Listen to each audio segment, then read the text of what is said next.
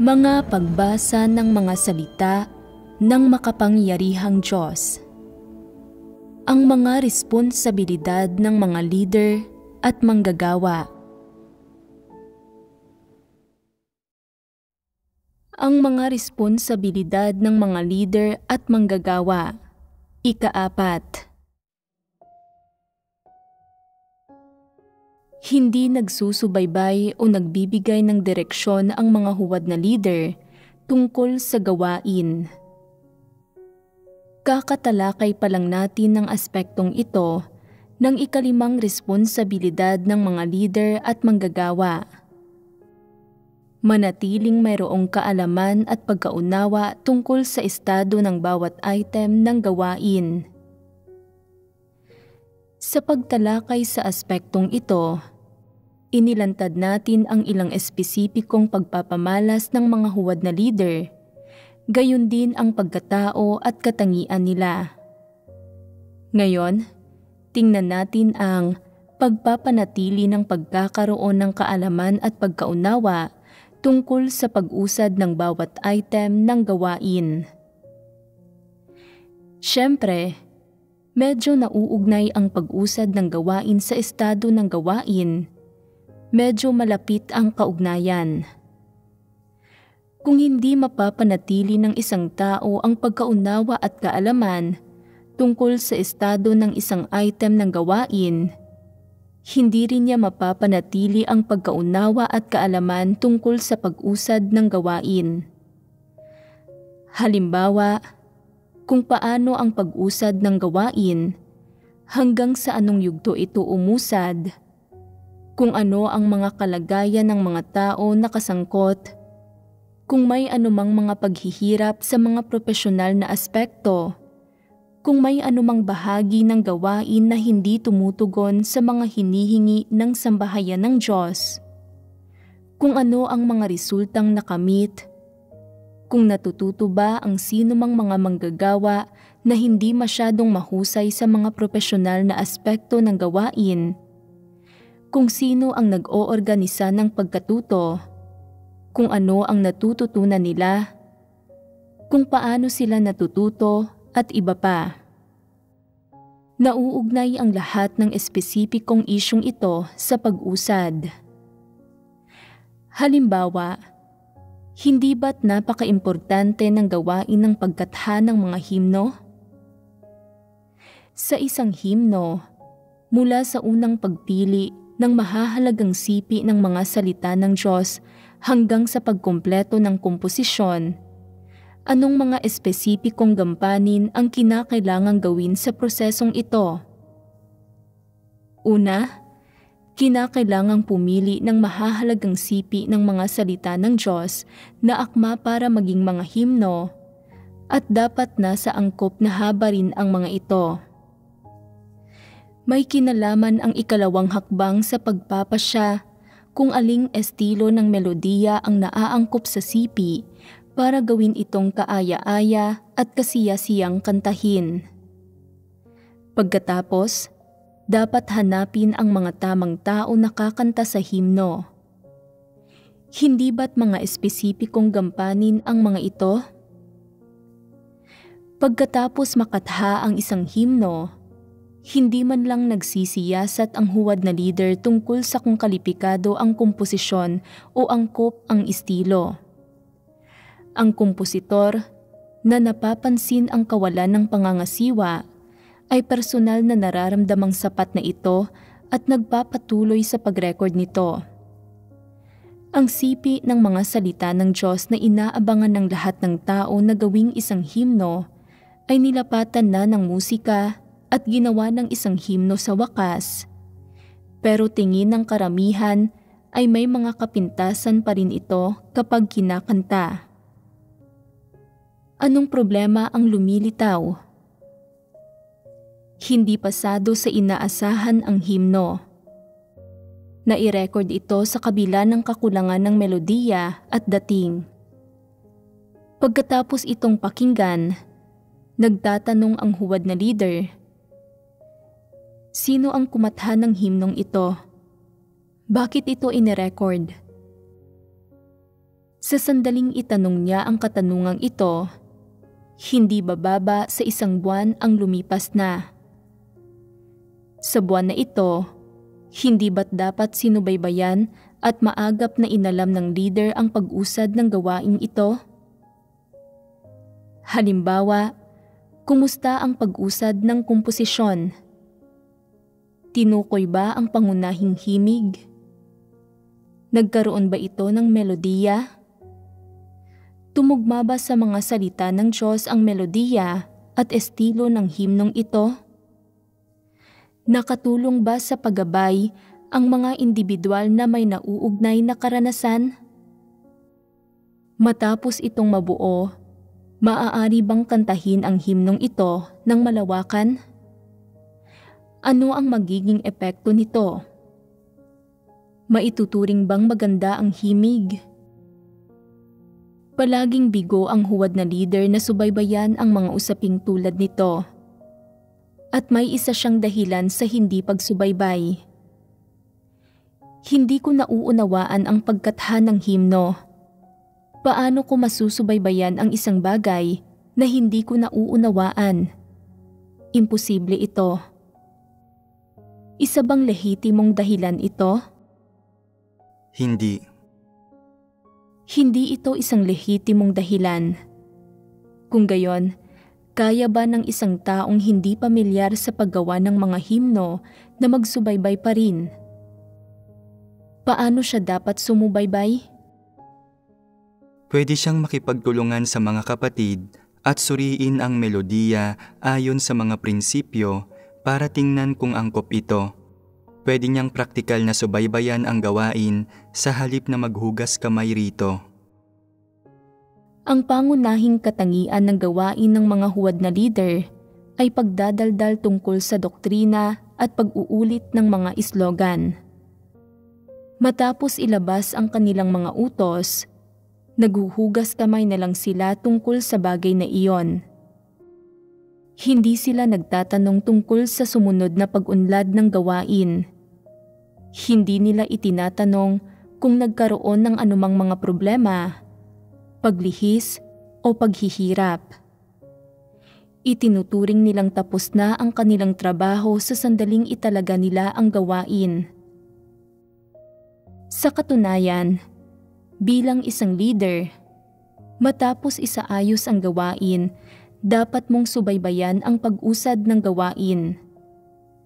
Kahit hindi ka pamilyar sa larangang iyon ng gawain, kahit wala kang anumang kaalaman tungkol dito, makakahanap ka ng paraan para magawa ang gawain mo. Makakahanap ka ng isang taong tunay na nakakaarok dito, na nakakaunawa sa naturang propesyon, para magsuri at magbigay ng mga mungkahi. Mula sa kanilang mga mungkahi, matutukoy mo ang angkop ng mga prinsipyo, kaya magagawa mong subaybayan ang gawain. Pamilyar ka man o hindi, o nauunawaan mo man o hindi ang propesyong pinag-uusapan, sa pinakamababa ay kailangan mong pangunahan ang gawain, subaybayan ito, at patuloy na mag-usisa at magtanong tungkol sa pag-usad nito. Kailangan mong magkaroon ng pagkaintindi tungkol sa gayong mga bagay. Ito ang responsibilidad mo, bahagi ito ng iyong trabaho. Ang hindi pagsubaybay sa gawain, hindi paggawa ng higit pa sa sandaling na italaga na ito, ang paghuhugas kamay mo rito, ito ang paraan ng mga huwad na leader sa paggawa ng mga bagay-bagay. Ang hindi pagsusubaybay o pagbibigay ng direksyon sa gawain, hindi pag-uusisa o paglulutas sa mga isyong lumilitaw, at hindi pag-aarok sa pag-usad o kahusayan ng gawain, mga pagpapamalas din ang mga ito ng mga huwad na leader. Hindi gumagawa ng tunay na gawain ang mga huwad na leader na siyang nagpapaantala sa pag-usad ng gawain. Dahil hindi inaalam ng mga huwad na leader ang tungkol sa pag-usad ng gawain, at dahil hindi nila kayang agad na matukoy, lalo na nilang hindi kayang malutas ang mga problemang lumilitaw rito. Madalas humahantong ito sa paulit-ulit na mga pagkaantala. Sa ilang gawain, dahil hindi naiintindihan ng mga tao ang mga prinsipyo at walang sino mang angkop na maging responsable para dito o mamahala rito, ang mga nagsasagawa ng gawain ay kadalasang negatibo, pasibo at naghihintay na lubhang nakakaapekto sa pagsulong ng gawain.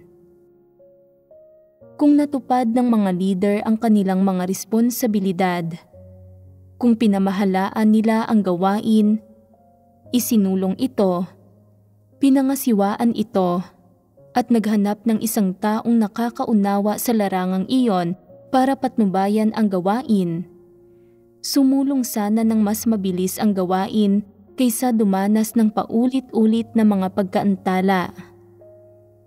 Kung gayon, para sa mga leader, mahalagang maunawaan at maarok ang estado ng gawain. Siyempre pa, talagang kinakailangan din na maunawaan at maarok ng mga leader kung paano umuusad ang gawain, sapagkat ang pag-usad ay nauugnay sa kahusayan ng gawain at mga resulta na dapat nitong makamit. Kung ang mga leader at manggagawa ay walang pagkaunawa sa kung paano umuusad ang gawain ng iglesia at hindi nila sinusubaybayan o pinangangasiwaan ang mga bagay, kung gayon, tiyak na magiging mabagal ang pag-usad ng gawain ng iglesia. Ito ay dahil sa katunayan na ang karamihan sa mga taong gumagawa ng mga tungkulin ay lubhang salaula, walang pagpapahalaga sa pasanin at madalas na negatibo, pasibo at pabasta-basta. Kung walang sino man ang may pagpapahalaga sa pasanin at kapabilidad sa gawain, ang umaako ng responsibilidad sa gawain sa konkretong paraan, napapanahon na inaalam ang tungkol sa pag-usad ng gawain, at ginagabayan, pinapangasiwaan, dinidisiplina, at pinupungusan ang mga tauhang gumagawa ng mga tungkulin. Kung gayon, ay likas na magiging napakababa ng antas ng kahusayan sa gawain at magiging napakababa ng mga resulta sa gawain. Kung hindi man lang ito malinaw na nakikita ng mga leader at manggagawa, sila ay mga hangal at bulag. Kaya naman, dapat na agad na siyasatin, subaybayan, at arukin ng mga leader at manggagawa ang pag-usad ng gawain. Siyasatin kung anong mga problema ng mga taong gumagawa ng mga tungkulin ang kailangang malutas, at unawain kung aling mga problema ang dapat lutasin para magkamit ng mas magagandang resulta. Napakahalaga ng lahat ng bagay na ito. Dapat maging malinaw ang mga bagay na ito sa isang taong gumaganap bilang leader. Upang magawa ng maayos ang iyong tungkulin, hindi ka dapat tumulad sa isang huwad na leader na gumagawa ng mababaw na gawain at pagkatapos ay iisipin niyang nagawa niya ng maayos ang kanyang tungkulin. Walang ingat at pabaya ang mga huwad na leader sa gawain nila. Wala silang pagpapahalaga sa responsibilidad.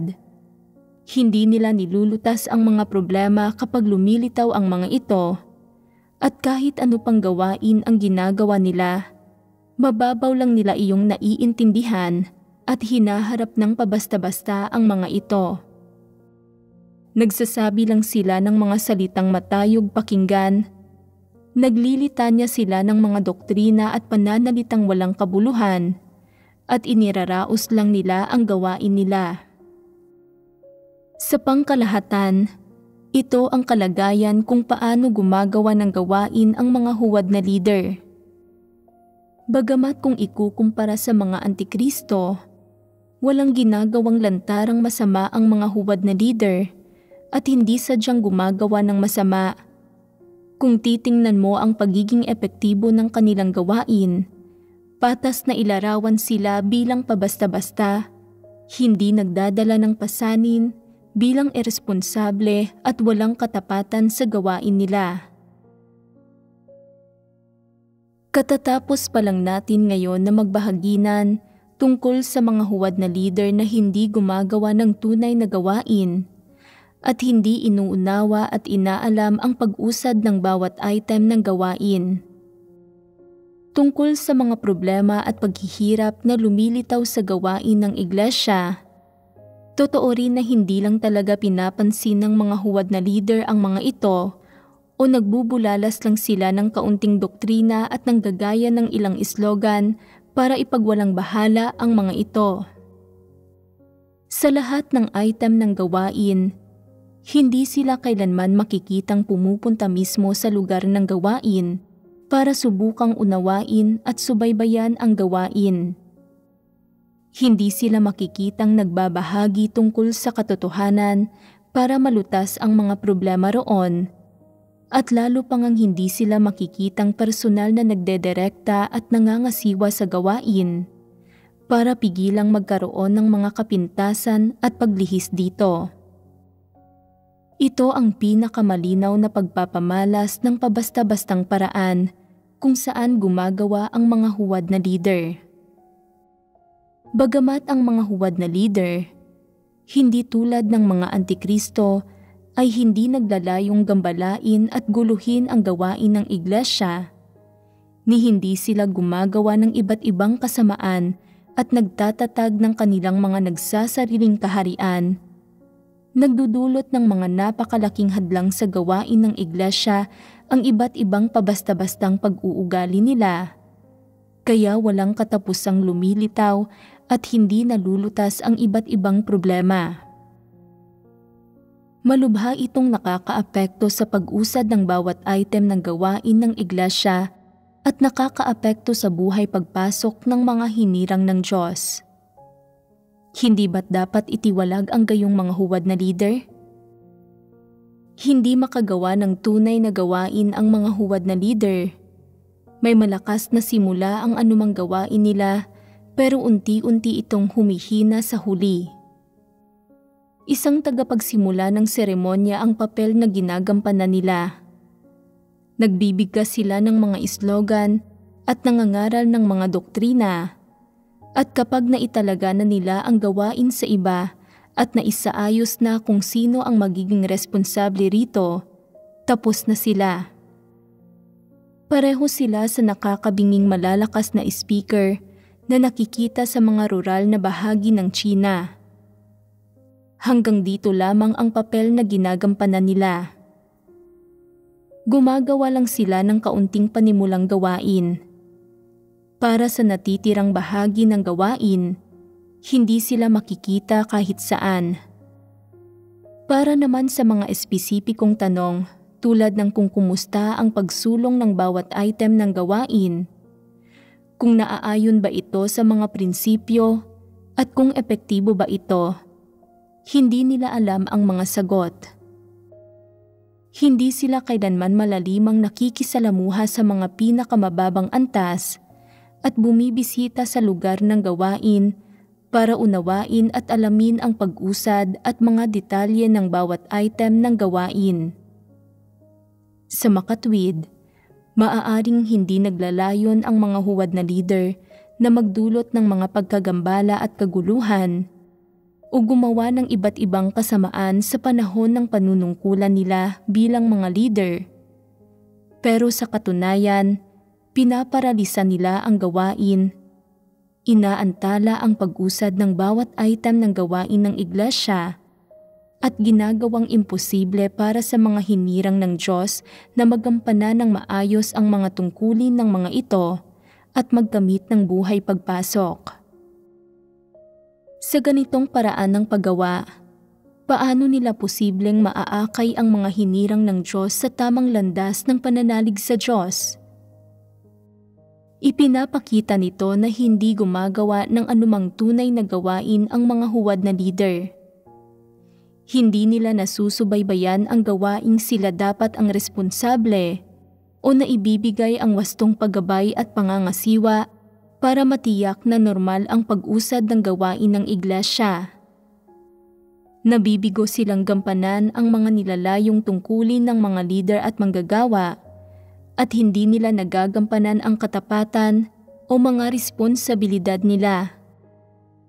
Nagpapatunay ito na hindi tapat ang mga huwad na lider sa kung paano nila ginagampanan ang mga tungkulin nila na pabasta-basta lang sila. Nililin lang nila kapwa ang mga hinirang ng Diyos at ang Diyos mismo at naaapektuhan at hinahadlangan nila ang pagsasagawa ng kanyang kalooban. Kitang-kita ng lahat ang katunayang ito. Maaaring ang isang huwad na leader ay talagang hindi sapat na mahusay para sa gawain. Maaari ding tinatakasan niya ang gawain niya at sinasadyang magpabasta-basta. Alinman sa dalawa, nananatiling tunay na ginugulo niya ang gawain ng iglesia.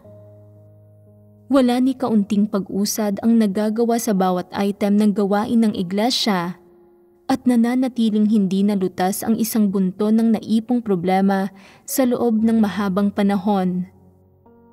Hindi lang nito naaapektuhan ang pagpapalaganap ng gawain ng ebanghelyo, kundi malubhari nitong hinahadlangan ang buhay pagpasok ng mga hinirang ng Diyos. Sapat ang mga katunayang ito para ipakita na hindi lang sa hindi kaya ng mga huwad na leader na gumawa ng tunay na gawain, kundi nagiging mga balaki din sila sa gawain ng pagpapalaganap ng ebanghelyo at mga hadlang sa pagsasagawa ng kalooban ng Diyos sa iglesia. Hindi gumagawa ng tunay na gawain ang mga huwad na leader at hindi nila kayang maglutas ng mga tunay na problema. Hindi lang nito naaantala ang pag-usad ng gawain at naaapektuhan ang mga resulta nito, kundi nagdudulot rin ito ng malulubhang kawalan sa gawain ng iglesia. Inaaksaya ang maraming manggagawa, material na kagamitan at mapagkukunang pinansyal. Sa makatwid, dapat bayaran ng mga huwad na leader ang mga ekonomikong kawalan. Sinasabi ng ilang tao, kung dapat nabayaran ng mga leader at manggagawa ang mga kawalang idinulot nang hindi nila paggampan ng gawain nila ng maayos, walang sino man ang magnanais na maging isang leader o manggagawa. Hindi kalipikadong maging mga leader o manggagawa ang gayong mga iresponsabling tao. Iyong mga walang konsensya o katwiran ay masasamang tao. Hindi ba't nakakabagabag ito kung gusto ng masasamang tao na maging mga leader at manggagawa? Dahil may kinalaman sa mga ekonomikong gastusin ang karamihan sa gawain ng sambahayan ng Diyos, hindi ba't kinakailangang kwentahin ang mga ito? Pwede bang aksayahin at lustayin ng mga tao ang mga handog para sa Diyos ayon sa gusto nila? Anong karapatan mayroon ang mga leader at manggagawa para lustayin ang mga handog para sa Diyos? Dapat pagbayaran ang pagdudulot ng ekonomikong kawalan. Ganap itong likas at may katwiran, at ito ay hindi maikakaila ng sinuman. Halimbawa, sabihin ng may isang trabaho na maaaring makumpleto ng isang tao sa isang buwan. Kung aabutin ng 6 na buwan para magawa ang trabahong ito, hindi ba't maituturing na kawalan ang mga gastusin sa natitirang 5 buwan? Hayaan ninyo akong magbigay ng isang halimbawa tungkol sa pangangaral ng ebanghelyo. Sabihin ng handa ang isang tao na saliksikin ang tunay na daan at maaari siyang mahikayat sa 1 buwan lang.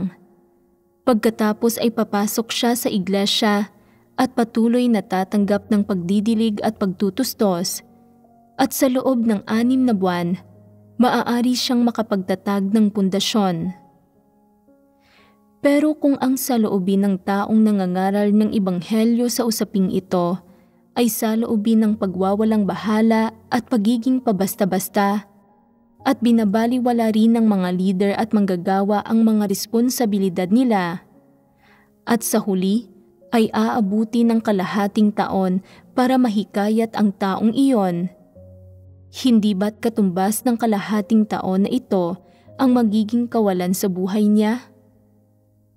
Kung mahaharap siya sa malalaking sakuna at hindi pa siya nakapagtatag ng pundasyon sa tunay na daan, malalagay siya sa panganib at hindi ba't mabibigo siya ng mga taong iyon kung gayon?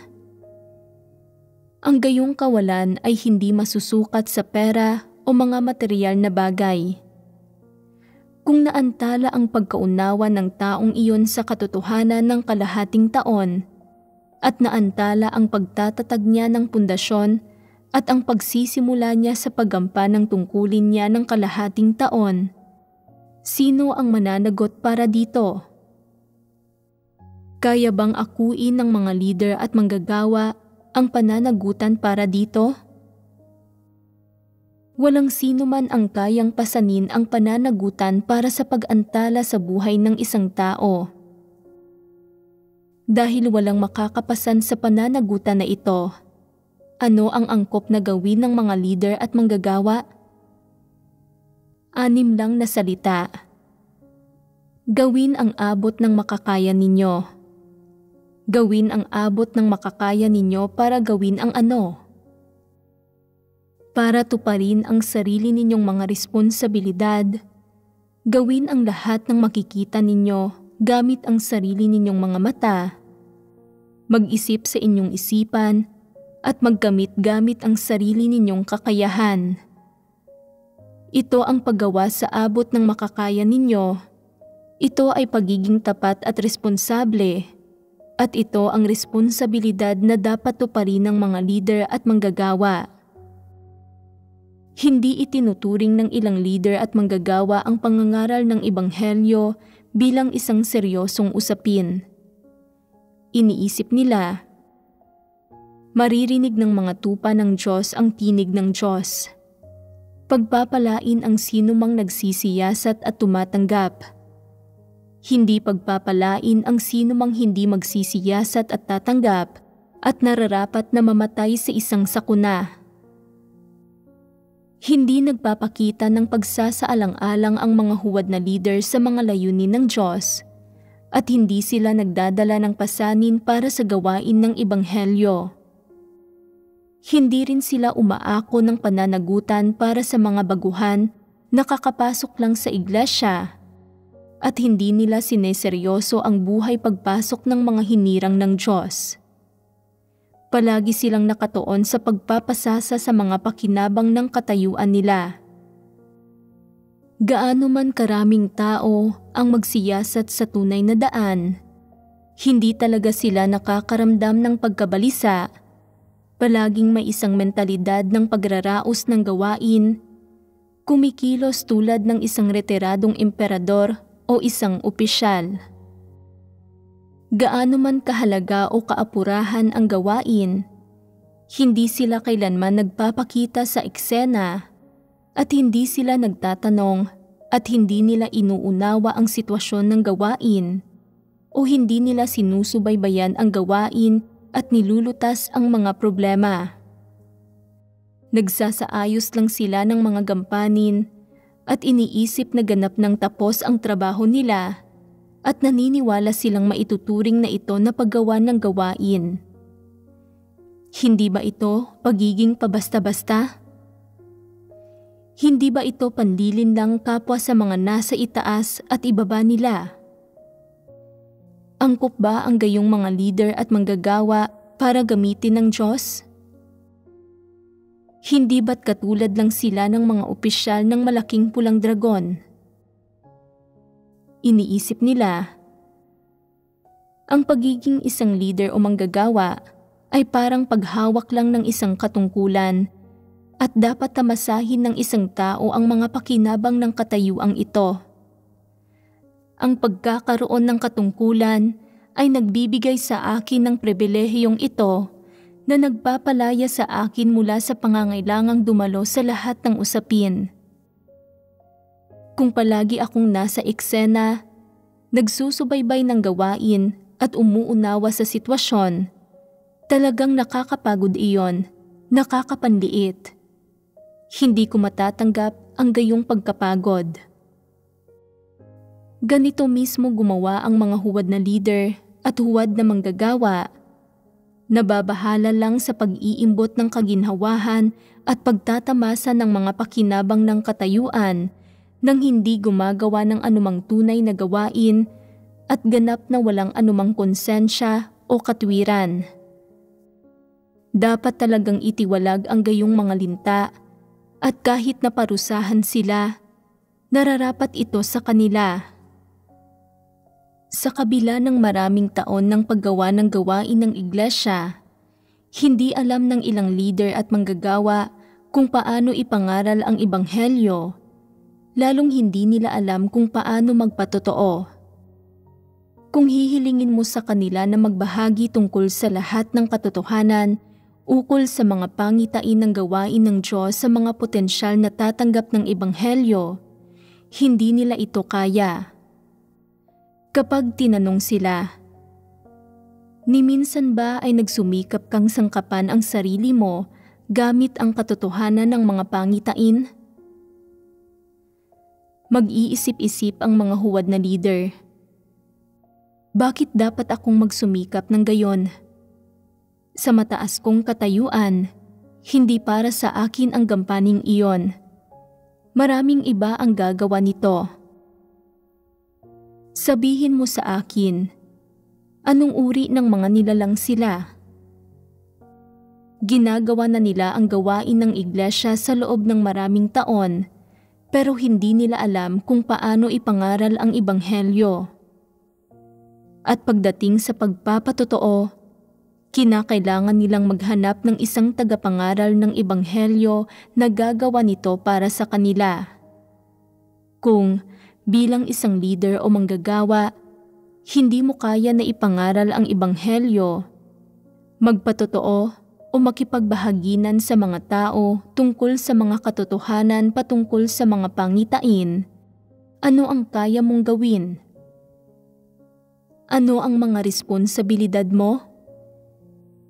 Naisakatuparan mo na ba ang mga ito? Hindi ba iniraraos mo lang ang kung ano na ang mayroon ka? Ano ba ang mayroon ka? Sino ang nagpahintulot sa iyo na magparaos sa kung ano na ang mayroon ka? Ni hindi man lang nagmasid at nakinig kailanman ang ilang superbisor ng pangkat ng mga taga-ebanghelyo sa iba na nangangaral ng ebanghelyo. Ayaw nilang makinig. Hindi sila pwedeng abalahin. Matrabaho ito sa tingin nila at wala silang pasensya. Mga leader sila, hindi mo ba alam? Mga opisyal, walang iba. Kaya hindi nila ginagawa ang mga espesipikong gampaning ito. Ipinapagawa nila ang mga ito sa mga kapatid. Ipagpalagay ng nakatagpo ang ilang manggagawa ng ebanghelyo ng isang taong mataas ang kakayahan na humaharap sa lahat ng bagay ng may pagkataimtim at na nagnanais na maunawaan ang ilang espesipikong katotohanan tungkol sa mga pangitain.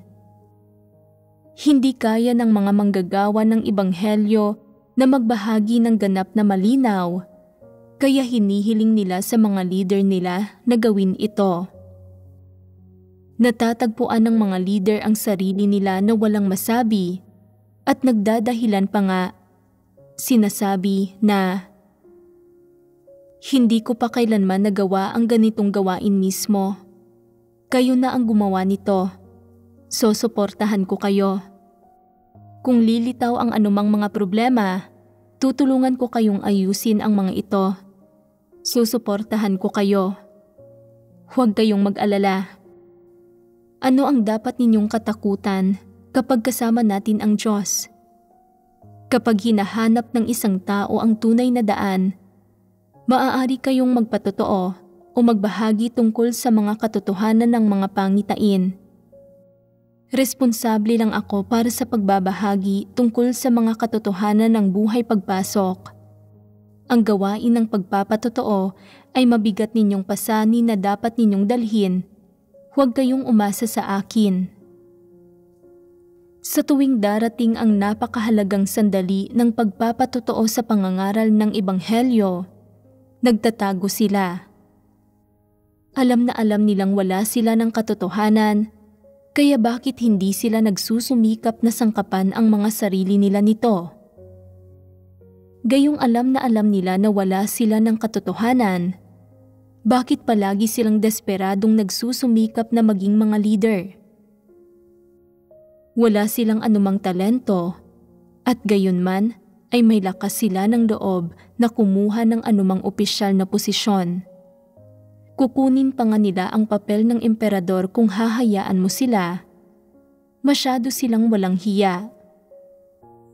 Anuman ang antas ng pamumuno na hinahawakan nila, hindi nila kayang gumawa ng tunay na gawain, pero nangangahas silang tamasahin ang mga pakinabang ng katayuan nang walang nararamdamang anumang pagkakonsensya. Hindi ba't sila ay mga taong ganap na walang kahihiyan? Katanggap-tanggap pa kung hiniling sa iyo na magsalita sa isang wikang banyaga at hindi mo kaya, pero dapat posible ang pagbabahagi ng mga katotohanan ng pangitain at ng mga layunin ng Diyos sa wikang katutubo mo. Hindi ba? Maaaring pagbigyan ang mga taong 3 hanggang 5 taon pa lang na nananampalataya sa kawalan nila ng kakayahang magbahagi tungkol sa katotohanan. Pero ang ilan ay halos 20 taon nang nananampalataya sa Diyos at kahit papaano ay hindi pa rin nila kayang magbahagi tungkol sa mga katotohanan ng mga pangitain. Hindi ba't mga walang silbing individual ang gayong mga tao? Hindi ba't mga wala silang kwenta? Nagigilalas akong marinig na nananampalataya sa Diyos ang isang tao sa loob ng maraming taon, pero hindi niya alam kung paano magbahagi tungkol sa mga katotohanan ng mga pangitain. Ano ang nararamdaman ninyong lahat pagkatapos marinig ito? Hindi ba't mahirap itong paniwalaan? Paano nila ginagawa ang gawain nila sa lahat ng taon na ito? Kapag hiniling sa kanila na magbigay ng paggabay para sa paggawa ng musika, hindi nila alam kung paano at sinasabing masyadong mahirap ang bahaging ito ng pagkadalubhasa na hindi ito isang bagay na mauunawaan ng karaniwang tao. Kapag hiniling sa kanila na magbigay ng paggabay sa gawain ng paggawa ng obra o sa gawain ng paggawa ng pelikula, sinasabi nilang kinakailangan ng mga trabahong ito ang napakataas na antas ng teknikal na kasanayan para mapangasiwaan nila.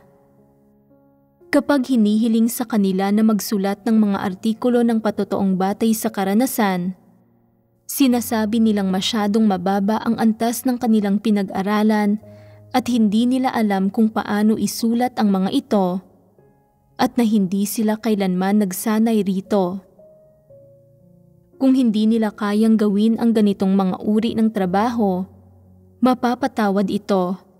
Pero likas na bahagi ng tungkulin nila ang gawain ng Ebanghelyo. Labis silang pamilyar sa gawaing ito. Hindi ba't madali dapat ito para sa kanila? Ang pinakamahalagang aspekto ng pagbabahagi tungkol sa mga katotohanan ng mga pangitain ay ang malinaw na pagbabahagi tungkol sa katotohanan ng 3 yugto ng gawain. Sa una, walang gaanong karanasan ang mga tao sa paggawa nito at maaaring hindi nila maibahagi iyon ng mabuti. Pero sa pagsasanay nito sa paglipas ng panahon, nakakaya nilang maging mas mahusay sa pakikipagbahaginan habang lalo nilang ginagawa ito, na nakakaya nilang magsalita sa isang organisadong paraan ng may tumpak at malinaw na wika at mahusay na paraan ng pagpapahayag. Hindi ba't isa itong partikular na bahagi ng gawain ng pagkadalubhasa na dapat maging eksperto ang mga leader? Hindi ito tulad ng pagpupwersa sa isang isda na mamuhay sa lupa, hindi ba? Pero walang kakayahan ang gayong mga huwad na leader para gawin maging ang kaunting gawaing ito.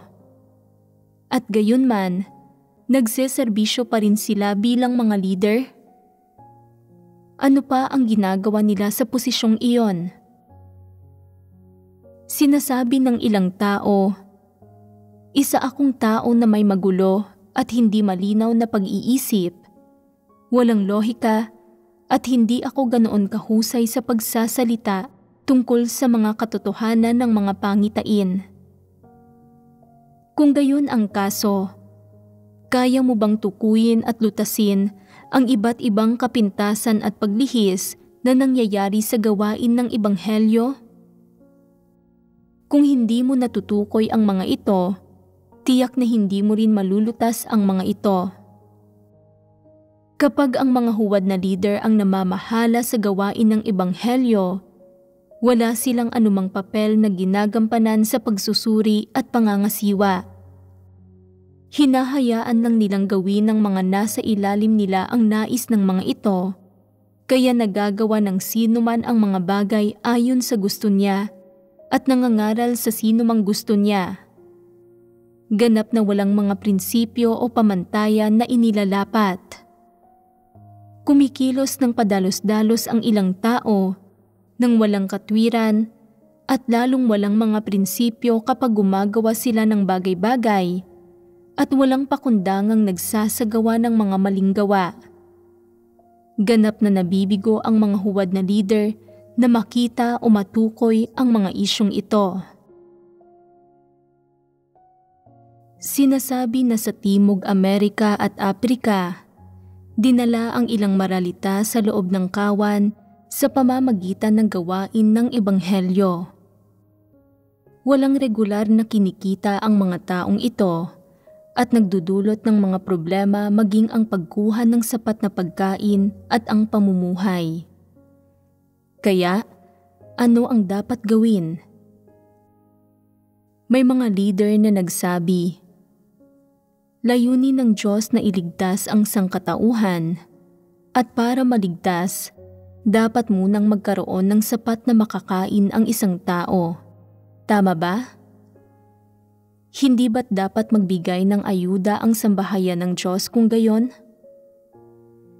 Kung nananampalataya sila sa Diyos, pwede tayong mamahagi ng ilang aklat ng mga salita ng Diyos sa kanila. Wala silang mga computer o telepono, kaya ano ang dapat nating gawin kung hihilingin nilang gumampan ng mga tungkulin? Magsagawa kayo ng ilang pagtatanong. Tingnan ninyo kung taos-puso silang handang gumampan ng mga tungkulin. Sa pagtatanong-tanong, natuklasan na kasalukuyang walang pera ang mga taong ito, pero kung may pera sila at mabubusog sa pagkain, magiging handa silang humayo at ipangaral ang Ebanghelyo at gampanan ang tungkulin nila. Matapos maunawaan ang mga sitwasyong ito, nagsimulang mamahagi ang mga leader ng mga pondong pantulong. Ibinibigay ang mga ito buwan-buwan. Ang pagkain at matutuluyan at maging ang mga bayad sa internet at ang pagbili ng mga telepono, computer at iba pang kasangkapan para sa mga taong ito ay binayarang lahat gamit ang pera ng sambahayan ng Diyos. Ang pamamahagi ng pera sa mga ito ay hindi naglayong ipalaganap ang gawain ng Ebanghelyo, kundi sa halip, naglayon itong magbigay ng ayuda para sa pamumuhay nila. Naaayon ba ito sa mga prinsipyo? May panuntunan ba ang sambahayan ng Diyos na kapag nangangaral ng Ebanghelyo at nakakatagpo ng mga maralitang walang kabuhayan, basta't kaya nilang tanggapin ang yugtong ito ng gawain, dapat silang bigyan ng tulong? May ganoon bang prinsipyo? Wala. Kung gayon, sa anong prinsipyo na mahagi ang mga leader na ito ng mga pondong pantulong sa kanila? Dahil ba ito sa akala nila na may pera ang sambahayan ng Diyos pero walang mapagugugulan nito, O dahil ba itinuring nila ang mga taong ito bilang masyadong kaawa-awa? O ito ba ay sa pag-asang tutulong ang mga taong ito na ipalaganap ang ebanghelyo? Ano nga ba ang mismong intensyon nila? Ano ang sinusubukan nilang makamit? Pagdating sa pamamahagi ng mga telepono, computer at mga gastusin sa pamumuhay, nagpakita sila ng matinding kasigasigan. Ikinagalak nilang makibahagi sa gayong gawain na nagbigay ng benepisyo sa iba dahil pinahintulutan sila nitong makakuha ng pabor sa mga taong ito at makuha ang loob ng mga ito. At partikular silang gumugol sa ganitong mga uri ng gampanin, lalong nagpapatuloy at wala ni katiting na kahihiyan. Paggamit ito ng pera ng Diyos para makakuha ng pabor sa mga tao at bilhin ang pagmamahal ng mga ito. Sa katunayan, hindi tunay na nananampalataya sa Diyos ang mga maralitang ito. Binubusog lang nila ang mga sikmura nila at humahanap ng paraan para makapaghanap buhay. Hindi naglalayon ang gayong mga tao na makamit ang katotohanan o kaligtasan. Ililigtas ba ng Diyos ang mga taong ito? Ang ilan, kahit na handa silang gampanan ang isang tungkulin, ay hindi naging taos-puso, kundi sa halip ay naudyukan ng pagnanais para sa mga telepono at computer, para sa mga kaginhawahan sa buhay. Pero walang pakialam dito ang mga huwad na leader. Hanggat handa ang isang tao na gumawa ng tungkulin, inaalagaan siya ng mga huwad na leader, hindi lang sa pagbibigay ng pera para sa tirahan at pagkain, kundi pati na rin sa pagbili ng mga computer, telepono at iba't ibang kasangkapan. Pero lumabas na ginampanan ng mga taong ito ang mga tungkulin nila nang walang nakakamit na anumang epekto o anupaman. Hindi ba't nagtatapon lang ng pera ang mga huwad na leader? Hindi ba't ginagamit nila ang pera ng sambahayan ng Diyos para ipakita ang pagkabukas palad nila? Ito ba ang gawaing dapat gawin ng mga leader at manggagawa? Hindi ba't mga huwad na leader ito? Mahilig magkunwaring mabuti, maganda ang kalooban, at mabait ang mga huwad na leader. Kung gusto mong magpakita ng kabaitan, ayos lang, gamitin mo lang ang sarili mong pera. Kung wala silang damit, tanggalin mo ang sarili mong damit at ibigay mo ito sa kanila. Huwag mong gastusin ang mga handog para sa Diyos.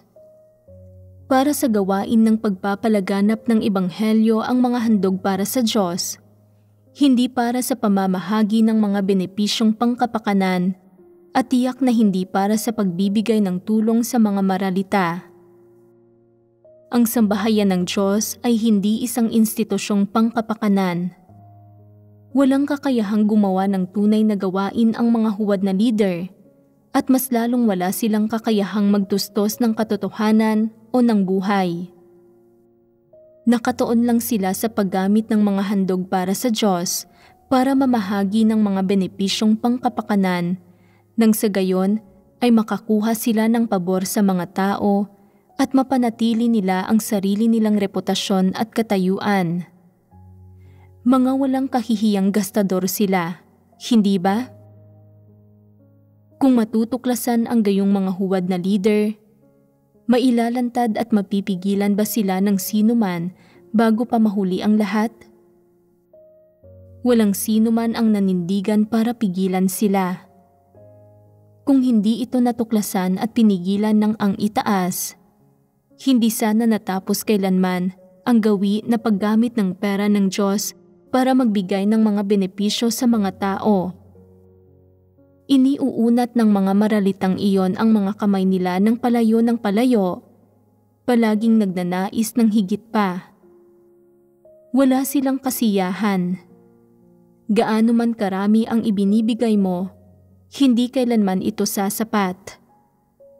Iyong mga taus-pusong nananampalataya sa Diyos ay kayang iwanan ang mga pamilya at karera nila para gampanan ang tungkulin nila upang maligtas sila.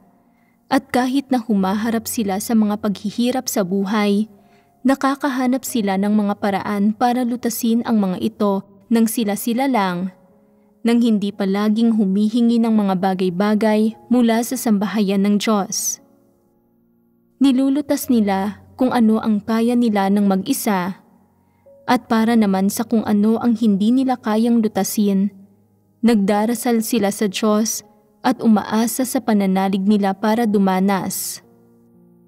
Iyong mga palaging nagmamakaawa sa Diyos, umaasang magbibigay ang sambahayan ng Diyos para sa mga gastusin nila sa pamumuhay at magtutustos sa kanila, ay ganap na walang katwiran.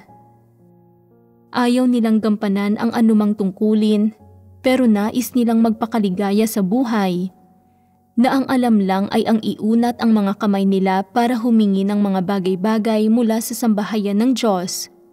At kahit pagkatapos, hindi kailanman ito sumapat. Hindi ba sila mga namamalimos?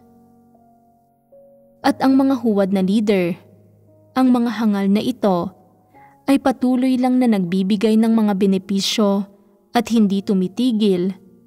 Patuloy na nagpapalugod ng mga tao para makuha ang pasasalamat nila, at iniisip pa nga nila na lumuluwalhati sa Diyos ang gayong mga kilos. Ito ang mga bagay na pinakakasiya-siyang ginagawa ng mga huwad na leader.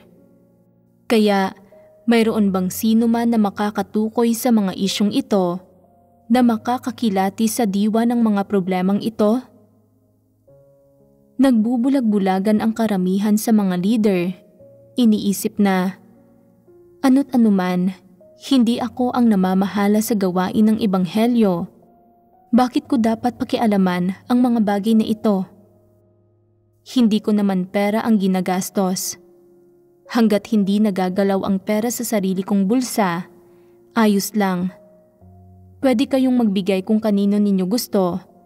Ano ang kinalaman nito sa akin? Hindi rin naman napupunta sa pitaka ko ang perang iyon. Marami ang gayong mga irresponsabling tao sa paligid, pero gaano karami ang may kakayahang magtaguyod sa gawain ng sambahayan ng Diyos?